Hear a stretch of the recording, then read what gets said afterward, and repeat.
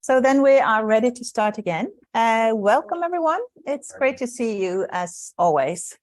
I am really excited today to have Håkon Teigen with me. Håkon is a postdoctoral fellow at the Dekran Project, and I see some Dekran people sitting back in the back here. And he's going to talk with us about the other church, Manichaeism, and late antique religiosity. But before you start, I just have to mention something. It just came to my attention that the MF CASR, the sign that it's back here, like normally, is gone. So if anyone knows how to solve this mystery, I would love to hear. So be in touch with me or someone at the library or whatever. Okay, good. So it's not lost. So we are very curious now. Back to you, Håkon. You are going to talk about the other church, Manichaeism, and late antique religiosity. Please. Many thanks. So my work approaches late antique religiosity from the vantage point of Manichaean studies, that is, the field devoted to the study of the religion known as Manichaeism. In the present talk, I intend to serve you some new discoveries and trends within this field that I think are not widely known yet, and as well as to consider some of their implications for the emergence of Manichaeism itself, no less. But we will get to that. But first, a brief introduction to the topic seems in order. Manichaeism can be defined as the religion of Mani, a Syriac-speaking ascetic who flourished in the Sasanian Empire of the mid-3rd century of the Common Era.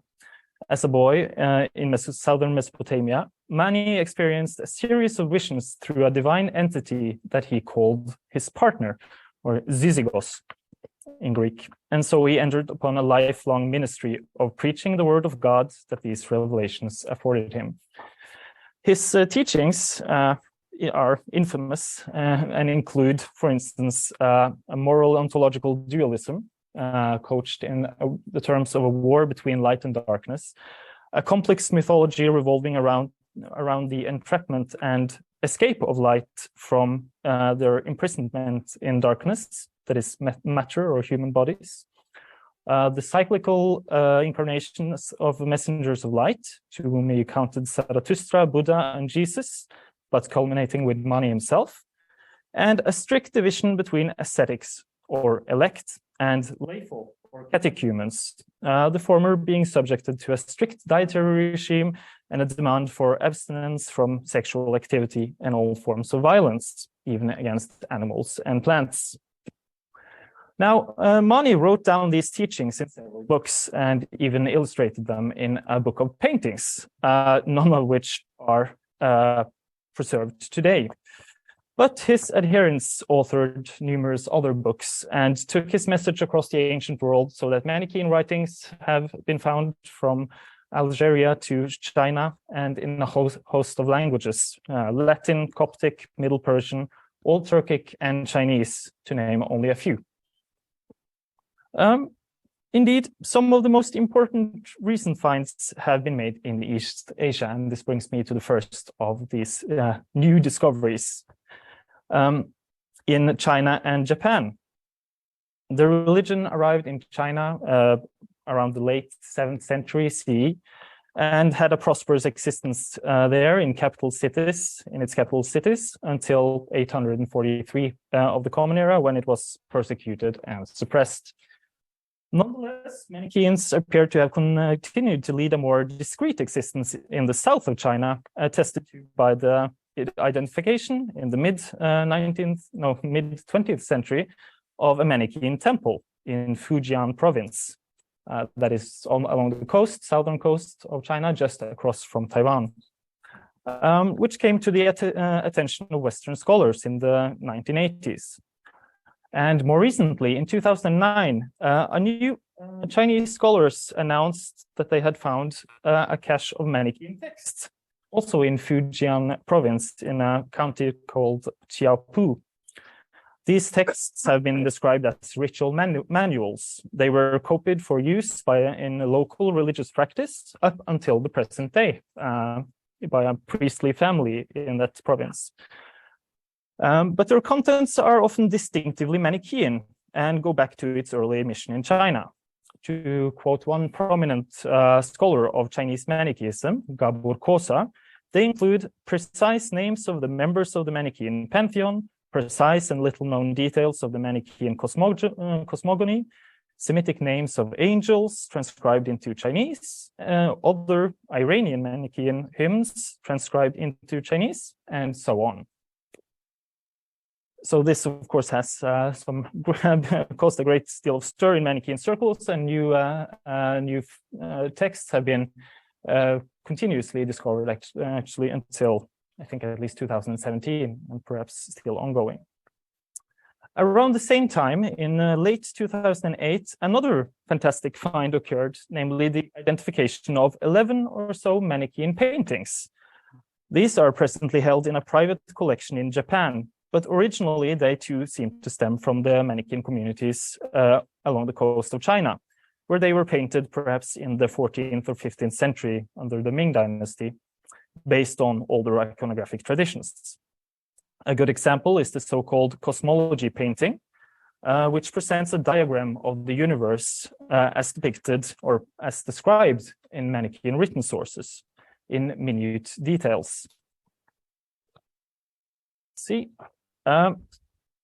Fruitful results have come from comparing these paintings to the written sources, and strikingly,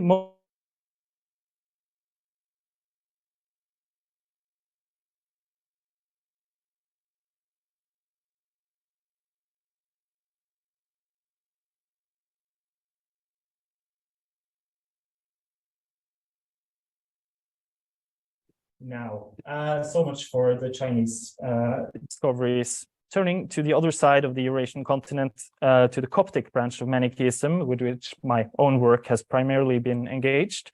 Here, two new developments have considerably altered our understanding of the religion. Starting in the mid-1980s, excavations of a village named, in Roman times, Kelis, located in Egypt's western desert, brought to light an archive of texts in Greek and Coptic that once belonged to a Manichaean community. Both religious texts and everyday writings, such as private letters. These were published in the period between 1995 and 2014. The majority of texts can be dated to the mid-late 4th century of the Common Era, so less than a century after Mani's own life. And they have given crucial insight into the everyday life of lay adherents and the organization of Manichaean communities in 4th century Egypt, as I have argued in my book, The Manichaean Church in Kelis, which was published last year. One significant discovery was the realization in 2009 that a Greek Kelis text can be identified as, in all likelihood, be identified as the so-called daily prayer, a text known from other sources as a prayer that every Manichaean adherent, lay and ascetics alike, were enjoined to pray several times a day. Even so, the arguably most important catch of Manichaean texts remains that of the 7 codices discovered in Medinet Madi in the Fayoum oasis of Egypt in 1929, so already quite an old find. Publication of these codices, however, has been slow and remains incomplete to this day, in part because of the two of the codices disappeared during the Second World War, but also due to extensive damages to the material and scholarly disinterest, it has to be said. However, work has picked up in recent decades and yielded many highly interesting results. For one, radiocarbon dating has now been conducted that corroborates previous datings of the production of these codices to the late 4th or early 5th century, that is slightly later than the Kelis documents. Considerable light has also been shed on their contents. For instance, it has become increasingly clear that one of these codices, the so-called Synaxeis Codex, which was widely thought to contain a commentary on one of Mani's chief works, the Living Gospel, actually rather contains excerpts from this work itself, and so some of Mani's own writings. However, the manuscript is heavily deteriorated and no edition has as of yet been published, but snippets have been cited in various publications over the years. And the new multispectral imaging techniques may pave the way for an edition someday in the future. Let us hope. Such techniques were utilized recently in the publication of the remaining lists of Mani's Epistle Codex, which I have here, published by Ian Gardner this year, this summer actually. So the Epistle Codex was chiefly lost, one of the two codices that were lost during the Second World War, but some leaves had been preserved in various collections prior to the disappearance of the codex, and so resulting in this publication now. Finally, work has also been conducted on two large codices that both bear the Greek word kephaleia, or chapters, in their titles. And these contain a vast amount of material concerning Manichaean theology, cosmology, and anthropology. The first half of one codex, known as the Berlin Kephaleia, was published soon after its discovery, but the second half has only seen publication in the last 2 decades. And the second codex, the so-called Dublin Kephaleia, only saw its first publication in 2018, and then only the first part of 4 planned volumes. 3 of them containing texts. So there is still much material there that remains to be published. Now, more could be said concerning developments within the field, for instance, of the study of Augustine or of Iranian Manichaean texts. But I would like to end by briefly considering some of the possibilities that the above considered sources have afforded scholars. To be sure, they are far too diverse and rich for their implications to be summed up here, so I will limit myself to how a selection of texts from the recently published parts of the Dublin Kephaleia can help shed light on an issue with which I am currently working. One of my tasks within the CRIM project is to explore the dynamics between Christianity and Manichaeism in 4th century Egypt. This issue is related to one of the most hotly debated questions of the 20th century within Manichaean scholarship, namely, finally, I hope, yes, whether Manichaeism was essentially an Iranian religion or a Christian movement or Christian heresy, depending. By the latter part of this century, there was general consensus of sorts that Manichaeism was at its core Christian, with some voices indeed questioning whether Manichaeism should be understood as a separate religion from Christianity at all, and not just an expression of a Christian movement.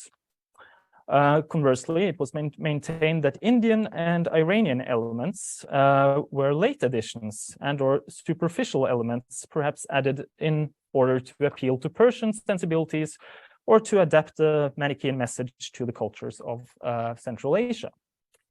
However, to my mind, the recent findings pose a serious challenge to this depiction. Indeed, they force us to reframe the issue itself. In a work in progress, I have identified a series of chapters from the recently published section of the Dublin Kephaleia that provide crucial new insights into the process that led to the emergence of Manichaeism. And you must strike me down if I am approaching my time limit. No, it's fine. One text, chapter 326 of this codex, contains a frame story in which Mani arrives at the gates of a city called probably Hurmist Ardashir, which can be identified with modern-day Ahwas in southwestern Iran. Here he meets a judge, Dicastes, named Adurbat, who is situated at a fire temple, Erpe Entesete. Mani and Adurbat debate the merits of specific ritual actions, evidently to be identified with the well-known Manichaean fire ritual, the Atash Sur, by appealing to the authority of Zarathustra, called Sarabes, or Saratas in the text, and a writing of his that they call the law. Mani teaches the judge that proper interpretation of this law shows it to concern the workings of asceticism, not a fire ritual, in which the body is a fire temple that purifies food in the same way that the fire of the fire temple purifies its fuel. And the following chapter, 327, discusses another issue concerning Manichaean practice, such as almsgiving and other features of the lay regime of the Manichaeans, but relate them to the authority of the Buddha, in which Mani's interlocutor exclaims at several points that you are indeed the Buddha. So certainly it remains the case that Christian scriptures, traditions, and the central figure of Jesus remained central to the Manichaean tradition and to Mani himself. However, we have examples here in these newly published texts that, while which show Mani at work as an exegete for whom the law of Sarades, or sayings of Buddha, were as valid an object of interpretation as the words of Jesus. Thus, while strongly Christian both in its terminology and basic tenets, these new sources indicate that Manichaean and Indian elements of Manichaeism were not simply later additions, but thoroughly integrated into Manichaean thought. Instead of looking for a pre-existing essence or core that is either Christian or Manichaean or something else, we should rather, to my mind, look at the way these different traditions were merged to form a distinctively Manichaean entity or identity, so to speak. And that is the end of my talk. Thank you.